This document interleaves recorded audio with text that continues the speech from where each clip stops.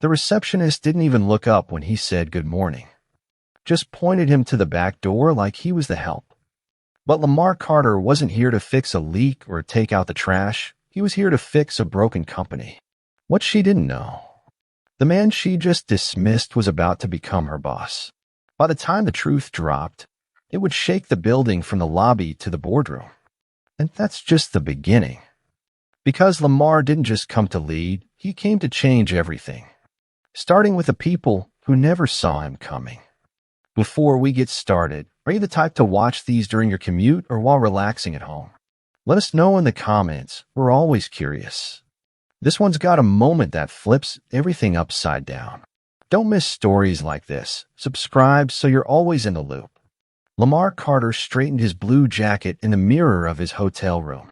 At 58, his salt and pepper hair and the deep lines around his eyes told stories of 3 decades climbing the corporate ladder. Today marked a new chapter. His first day as CEO of Vertex Innovations, a struggling tech firm he'd been hired to transform. Just another first day, he told his reflection, though they both knew better. As one of the few black CEOs in the industry, every first day came with its own unique weight. Lamar checked his watch, 7:15 a.m. The company-wide announcement email would go out at 9 o'clock. He'd specifically requested to arrive early, before anyone knew who he was. After turning around 5 companies in his career, Lamar had learned that the truest picture of company culture came from watching people who didn't know they were being watched. His phone buzzed. A text from William Hargrove, the board chairman.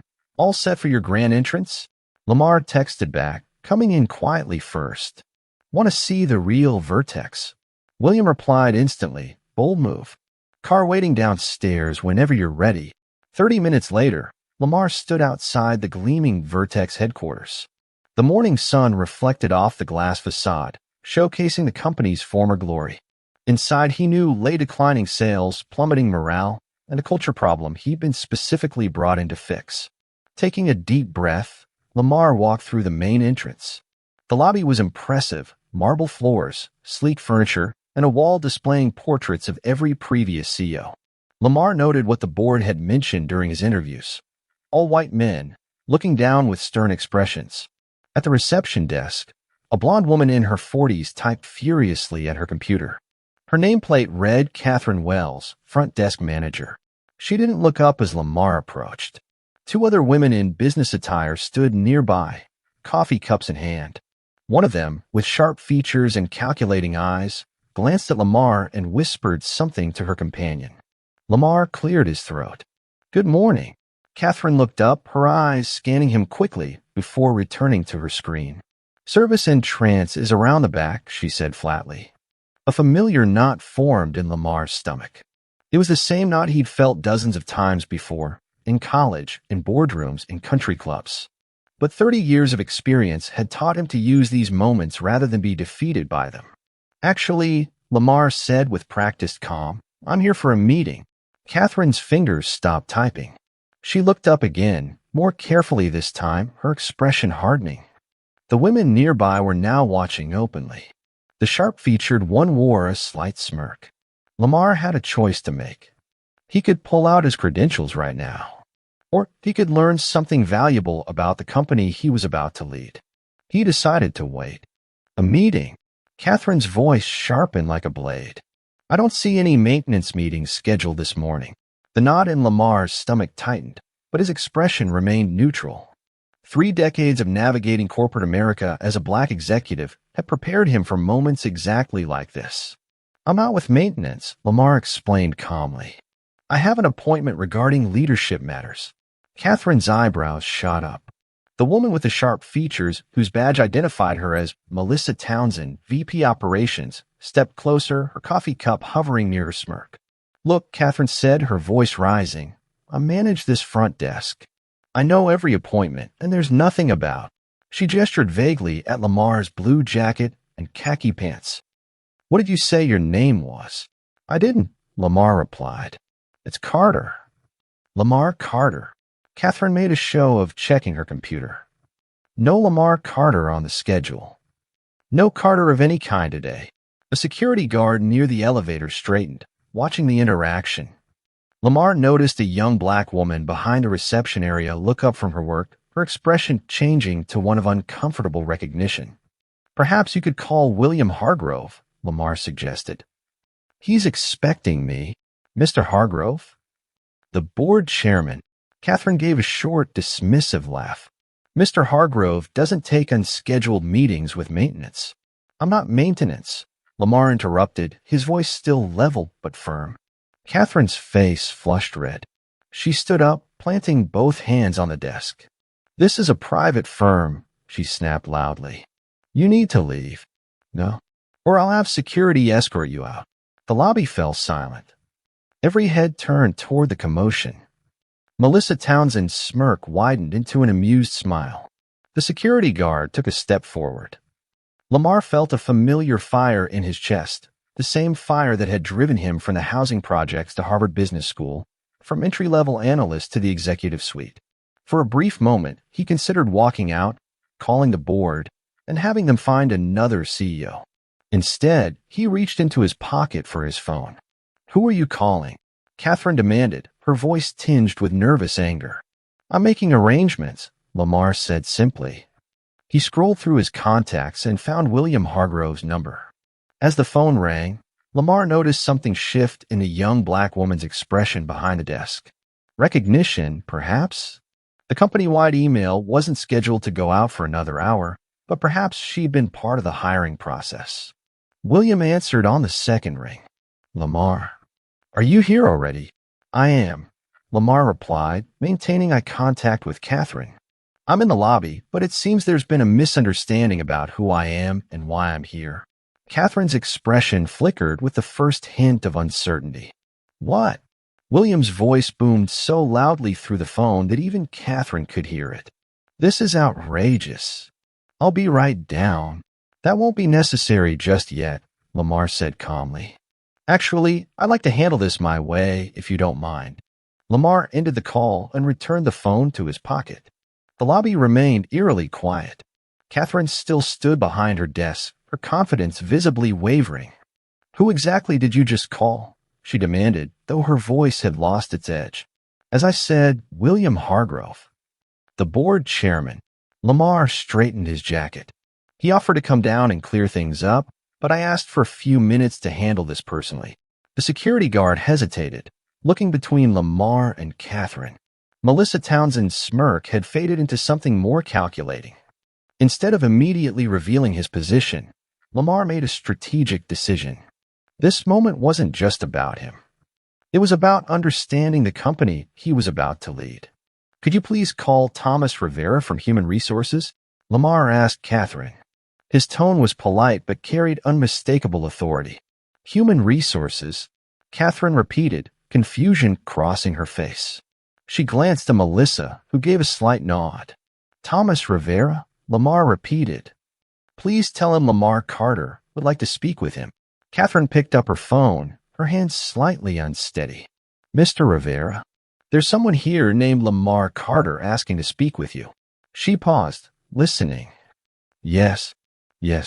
He says he spoke with Mr. Hargrove. Another pause. Okay. She hung up. He's coming down. Lamar noticed the young black woman behind a reception area slip away toward the elevators. Whether she was going to spread news or simply escape the tension, he couldn't tell. While they waited, Lamar reflected on similar moments throughout his career. The time he was asked to serve drinks at his own department meeting. The country club that directed him to the service entrance despite his membership. The board meeting where he was mistaken for IT support. Each time he'd had a choice, immediate confrontation or strategic patience. He'd learned that the latter often revealed more and accomplished more. A man in his early 40s with warm brown skin and a neat goatee hurried into the lobby. Mr. Carter. Thomas Rivera's face showed recognition mixed with mortification as he extended his hand. I'm so sorry about any confusion. I was part of your interview process. Catherine's eyes widened. Melissa Townsend took a small step back. No problem, Thomas, Lamar said, shaking his hand firmly. I was just explaining to Ms. Wells here that I have a meeting today. Yes, of course. Thomas shot a sharp look at Catherine. Mr. Carter is expected and should be given every courtesy. I wasn't told, Catherine began. Perhaps we should continue this conversation upstairs, Thomas suggested to Lamar. Actually, Lamar said, before we do that, I'd like a moment with Ms. Wells and Ms. Townsend. He turned to the security guard. Would you mind giving us the room? The guard nodded quickly and stepped away. Thomas looked uncertain, but followed the guard's lead. Alone with the two women, Lamar took a deep breath. The next few minutes would set the tone for his entire tenure at Vertex. Ladies, he said quietly, I think we need to have an honest conversation about first impressions. First impressions. Melissa Townsend stepped forward, smoothly inserting herself between Lamar and Catherine. I think there's been a simple misunderstanding. Catherine was just following protocol for unscheduled visitors. Catherine nodded quickly, relief washing over her face at the lifeline Melissa had thrown. Protocol, Lamar repeated, letting the word hang in the air. So it's standard protocol to assume a black man in business casual attire is maintenance staff? Catherine's face flushed red. That's not what happened. I would have asked anyone without an appointment to use the service entrance. Lamar's mind flashed back 25 years to his first executive role. He'd arrived early his first day too, and the receptionist had warmly welcomed him, offered coffee, and asked which executive he was meeting with. No assumptions. No hostility. Ms. Townsend, Lamar turned to Melissa. You witnessed this interaction. Did you find anything concerning about it? Melissa straightened her blazer. I wasn't really paying attention. I was discussing quarterly projections with my colleague, Allah. Lamar had seen her watching, smirking. But he simply nodded. Let me tell you a story, Lamar said. Last year, I was giving a presentation to a Fortune 100 company. During a break, I stepped out to take a call. When I returned, a vice president asked me to refill the water pitchers. He paused. I had just spent an hour discussing how I'd saved my previous company $50 million. But all he saw was my skin color. Catherine stared at the floor. Melissa maintained eye contact, her expression neutral. What happened next? Catherine asked quietly. I filled the water pitchers, Lamar replied. Then I returned to my presentation. And at the end, I accepted their job offer to become their CEO. The blood drained from Catherine's face. Melissa's composed expression cracked slightly. The company-wide email hasn't gone out yet, Lamar continued, but it will in about 40 minutes. It will announce that after an extensive search, the board has appointed me, Lamar Carter, as the new chief executive officer of Vertex Innovations. Silence fell over the lobby. Catherine's mouth opened and closed without sound. Melissa's face performed a complex dance between shock, calculation, and forced composure. Thomas Rivera reappeared with William Hargrove, the board chairman. William, a tall man with silver hair and piercing blue eyes, strode directly to Lamar. Lamar. I couldn't wait upstairs after hearing what happened. He clasped Lamar's hand warmly. I see you've met some of our staff already. His pointed glance at Catherine and Melissa carried unmistakable disapproval. I have, Lamar replied evenly. We've had quite an informative first meeting. William, Melissa stepped forward smoothly. I had no idea this was our new CEO. What a pleasure to officially meet you, Mr. Carter. She extended her hand, her earlier smirk replaced with a dazzling smile. Catherine remained frozen behind her desk, horror etched across her face. Thomas leaned close to Lamar. HR has documented 3 complaints about Ms. Wells' greeting practices in the past year, he whispered. I can have termination papers ready within the hour. Lamar nodded thoughtfully, weighing his options. This moment would define not just Catherine's fate, but the message he sent to the entire company on his first day. The lobby's tension was thick enough to cut with a knife. Catherine stood rigid behind her desk, her face a mask of horror. Melissa hovered nearby, her calculated smile firmly in place. William Hargrove looked ready to fire someone on the spot, while Thomas Rivera awaited Lamar's decision. At that moment, every phone in the lobby buzzed or chimed simultaneously. The company-wide email had gone out early. Catherine's phone lit up on her desk. She glanced down and visibly flinched as she read the subject line, welcoming our new CEO Lamar Carter. Melissa's smile faltered as she checked her own phone. The color drained from her face. I think everyone's getting the news a bit earlier than planned, Lamar observed calmly. William nodded. I asked IT to send it out immediately after your call. I wanted to make sure there were no further misunderstandings. The elevator doors opened, and employees began flooding into the lobby, phones in hand, curious eyes searching for their new leader. They gathered in small clusters, whispering and staring. Lamar turned to Catherine, who looked like she might faint. Ms. Wells, could you please announce me to the staff who have gathered? Catherine's voice trembled. You want me to? Yes, Lamar said firmly. I'd like you to introduce me as the new CEO. Catherine stepped out from behind her desk on shaky legs. She cleared her throat. Once, twice. Everyone, may I have your attention, please? Her voice cracked. I'd like to introduce our new Chief Executive Officer, Mr. Lamar Carter. A buzz of whispers swept through the crowd. Many looked confused. Some appeared shocked. A few smiled knowingly. The young black woman from earlier stood at the back, arms crossed, satisfaction evident on her face. Thank you, Ms. Wells, Lamar said, stepping forward to address the growing crowd. I'm looking forward to working with all of you. I'll be meeting with department heads throughout the day, and we'll have a company-wide gathering this afternoon. As the crowd dispersed, William pulled Lamar aside. I want her gone, he muttered, glaring at Catherine. That kind of behavior has no place at Vertex. Melissa quickly inserted herself into the conversation. Absolutely unacceptable, she agreed, shaking her head. Catherine has always been problematic. I've tried to mentor her, but Lamar held up his hand, silencing them both. I haven't made any decisions yet.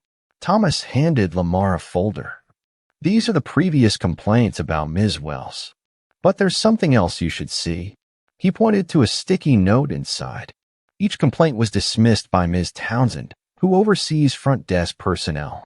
Lamar glanced at Melissa, whose composed expression now showed the faintest crack of worry. Thank you, Thomas, Lamar said. I'd like private meetings with both Ms. Wells and Ms. Townsend before the company gathering. As Thomas led Catherine and Melissa away, William stayed behind with Lamar. Bold move, coming in early like this, William said. Though not quite the smooth first day we planned. Actually, Lamar replied, it was exactly what I needed to see. He gestured around the lobby. A company's true culture isn't found in its mission statements or HR policies. It's in moments like these when people don't think they're being watched or evaluated. William frowned. And what did you learn about Vertex's culture today? Lamar's expression was solemn. That we have much more work to do than I thought. He looked at the wall of previous CEOs, all white men in expensive suits. And that it's time for some significant changes. William's phone buzzed. He checked it and sighed. The board wants an immediate briefing on this morning's incident. Tell them not to worry, Lamar said. By this afternoon, everyone at Vertex will understand exactly what kind of CEO I'm going to be. Lamar sat behind his new desk, reviewing the folder Thomas had provided. The office, his office now, was spacious and cold, decorated in chrome and glass like a sterile museum exhibit. A portrait of Vertex's founder hung on one wall, stern eyes seeming to judge the room's new occupant. A knock on the door interrupted his reading. Come in, Lamar called. Catherine Wells entered, eyes downcast. She'd clearly been crying, her makeup hastily repaired but still smudged at the corners. Please, sit down. Lamar gestured to the chair across from him. Catherine perched on the edge of the seat like it might burn her. Mr. Carter, I want to apologize for. Lamar held up his hand. Before you continue, I'd like to understand what happened this morning. In your own words. Catherine swallowed hard. I made a terrible assumption. I saw you and immediately thought, I didn't think you could be. She trailed off, unable to finish. You didn't think I could be the CEO? Lamar finished for her. Because. Catherine closed her eyes briefly. Because you're black, she whispered. And you weren't wearing a suit. I've never seen a CEO who looked like you. The honesty surprised him. He'd expected excuses, deflection. Do you treat all visitors that way, or only ones who look like me? Lamar asked. I'm not racist. Catherine said quickly, then stopped herself. At least, I didn't think I was. But looking back at this morning and other incidents, maybe I have biases I haven't acknowledged. Lamar nodded. The file here shows 3 previous complaints about similar interactions. Yes, Catherine admitted. All visitors of color. I told myself they were just being sensitive. Her voice cracked. I was wrong. Lamar studied her for a long moment. Thank you for your honesty, Ms. Wells. That's all for now. After Catherine left, Melissa Townsend entered with confident strides. Where Catherine had shown vulnerability, Melissa radiated calculated charm. Mr. Carter, what an unfortunate first impression of our company, she began smoothly. I want to assure you that Catherine's behavior doesn't reflect Vertex's values. And what are those values, Ms. Townsend? Lamar asked. Excellence. Innovation. Integrity, she recited without hesitation. Interesting, Lamar replied. Because according to these records, you dismissed 3 formal complaints about Ms. Wells' discriminatory behavior toward visitors of color. Melissa's smile didn't waver. Those situations were misunderstandings, just like today. Catherine can be abrupt, but she's a valuable employee. Abrupt? Lamar repeated. Is that how you describe what happened this morning? An unfortunate mistake, Melissa said smoothly. One that Catherine will certainly not repeat now that she understands who you are. Who I am, Lamar echoed. That's precisely the problem, isn't it? The issue isn't that she was rude to the CEO. It's that she shouldn't be rude to anyone based on assumptions about their race or position. Melissa's smile tightened. Of course. That's what I meant. Ms. Townsend, do you know why I was brought in to lead Vertex? To return us to profitability, she answered promptly. That's part of it, Lamar acknowledged. But the board was specifically concerned about culture issues affecting retention and innovation. Based on what I've seen this morning, those concerns were well-founded. Melissa leaned forward. Mr. Carter, I've been at Vertex for 12 years. I understand this company better than anyone. I'd be happy to help you navigate any challenges you might face. The implied message was clear. I can be your ally or your obstacle. Thank you for the offer, Lamar said evenly. I'll be making some announcements at the company meeting this afternoon. I'd like you to make sure everyone attends. After Melissa left, Lamar sat alone, weighing his options. 2 different responses to the same situation. One honest, if painful, acknowledgement. One calculating deflection. The company-wide meeting would be his first chance to address the entire staff. What he said and did would set the tone for his entire tenure. The decision he faced wasn't just about Catherine or Melissa. It was about the kind of leader he wanted to be and the kind of company Vertex could become. 3 hours later, Lamar stood at the edge of the company auditorium, watching employees file in. The room buzzed with whispers and sidelong glances. News of the morning's incident had spread like wildfire. Thomas Rivera approached, tablet in hand. Everyone's almost here. Catherine and Melissa are both seated in the front row, as you requested. And the other arrangements? Lamar asked quietly. All set, Thomas confirmed. Though I'm still not sure why you wanted both of them here rather than just firing Catherine on the spot. Lamar's gaze drifted to the front row, where Catherine sat stiffly, eyes focused on her lap. Beside her, Melissa chatted animatedly with senior executives, already working to control the narrative. Sometimes the easy solution isn't the right one, Lamar replied. William Hargrove joined them, his expression tense.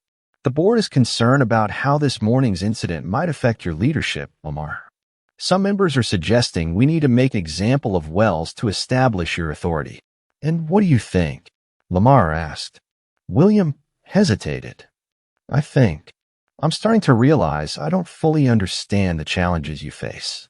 I've never been mistaken for a janitor in my life. Lamar nodded. That's a start. The room had filled completely now. Every seat taken, with more employees standing along the walls. Faces of all colors looked back at him, though Lamar noted the racial diversity thinned dramatically in the executive rows. Thomas cleared his throat. It's time, sir. Lamar stepped onto the stage, the spotlight finding him. The room fell silent. Good afternoon, he began. For those who haven't heard, my name is Lamar Carter. As of today, I'm your new CEO. He paused, scanning the audience. Some of you may have already heard about what happened in the lobby this morning. Rather than let rumors spread, I want to address it directly. Lamar's voice remained calm and measured. When I arrived, I was mistaken for maintenance staff and asked to leave. When I explained I had a meeting, I was told, quite forcefully, that this is a private firm. Uncomfortable shifting rippled through the audience. Catherine stared at the floor. Melissa maintained a practiced expression of concern. I could have immediately identified myself, Lamar continued. But I chose not to.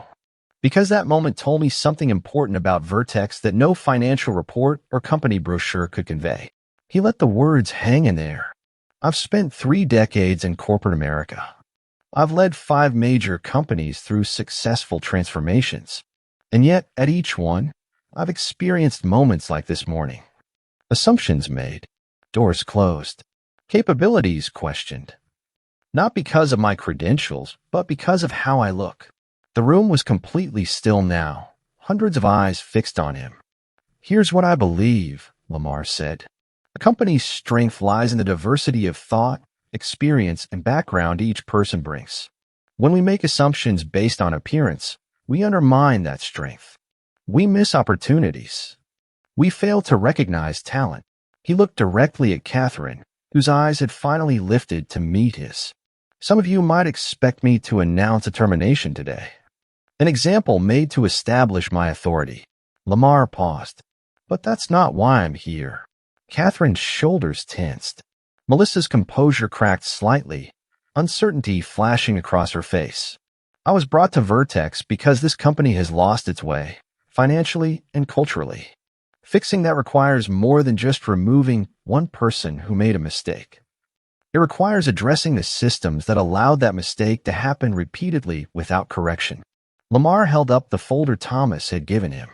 3 previous complaints about similar incidents were dismissed. He looked directly at Melissa. That stops today. The tension in the auditorium was electric. Lamar set the folder down on the podium and continued. Effective immediately, I'm creating a culture and inclusion task force with real authority and accountability. This task force will report directly to me and will review everything from hiring practices to customer interactions. Murmurs spread through the crowd. Melissa's practiced smile had vanished completely. Catherine looked up, confusion replacing her shame. Ms. Wells, Lamar addressed her directly, you made a serious mistake this morning. One that reflects both personal bias and systemic failures. Catherine nodded, tears welling in her eyes. You also did something many people never do. You acknowledged that bias honestly, without excuses. Lamar's voice softened slightly. That's where real change begins. Catherine blinked in surprise. I'm offering you a choice, Lamar continued. Resignation or a position on the new task force, sharing your experience as part of our company-wide training program. Gasps and whispers erupted across the auditorium. This was not what anyone had expected. Ms. Townsend, Lamar shifted his gaze to Melissa, whose expression had hardened. Your file shows you dismissed multiple discrimination complaints without investigation. As VP of Operations overseeing front desk personnel, you allowed a pattern of behavior that directly contradicts the values this company claims to uphold. Melissa straightened in her seat. Those complaints lacked merit, she said loudly. I stand by my decisions. I've reviewed the complaints myself, Lamar replied evenly. They didn't lack merit. They lacked a champion willing to take them seriously. He turned back to address the entire room. Vertex can become an industry leader again, not despite embracing diversity and inclusion, but because of it. The data is clear. Diverse companies outperform their competitors. They innovate more effectively. They attract better talent. Lamar's voice grew stronger. Starting today, advancement at Vertex will depend not just on what you achieve, but how you achieve it. Respect isn't optional. Inclusion isn't a buzzword. They're business imperatives. The young black woman, whom Lamar had noticed that morning, stood up from her seat in the middle of the auditorium. Slowly, deliberately, she began to applaud. Others joined her, first a few, then dozens, until nearly half the room was clapping. Melissa remained seated, arms crossed. Several executives near her also stayed silent, exchanging glances. "I know change is uncomfortable," Lamar acknowledged as the applause died down. "Some of you may decide Vertex is no longer the right place for you. That's a choice I respect. For those who stay, I promise this: your work, your ideas, and your contributions will be judged on their merits, not on what you look like or where you came from." He picked up the folder from the podium. "Ms. Townsend, I'll need your decision by the end of day tomorrow. Commit to our new direction or submit your resignation." Melissa's face flushed with anger. "You can't just—" "I can," Lamar interrupted calmly. "And I have.